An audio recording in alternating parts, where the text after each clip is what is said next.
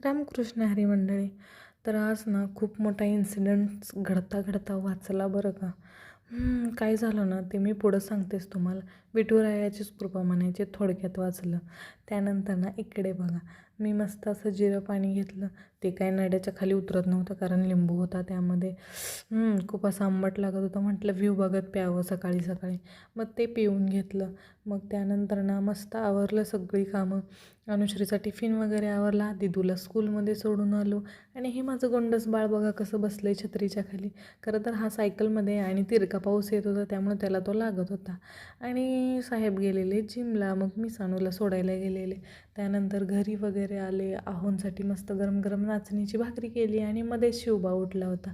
मग काय, थोडीशी घाई, 2 सेकंदाची घाई आपल्याला काय काय घडू शकतं आपल्यासोबत मी तुम्हाला सांगू नाही शकत.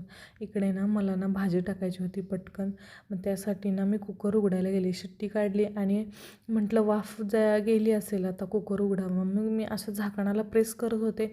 एकदम असं वाफेने मला दणका दिला आणि कुकरचं टोपण असं जाम एकदम उडल्यानंतर ना नशीब मी घट्ट पकडल्यामुळं ते माझ्या हातातच राहिलं आणि कुकरमधलं पाणी मात्र माझ्या हातावर ओढलं बरं का. आणि मी कसं करते तसं शिवबाला पण करायचं असतं. तर तुम्ही अशी घाई कधीच करू नका बरं का, कुकरच्या बाबतीत तरी मी तुम्हाला खरंच सांगते.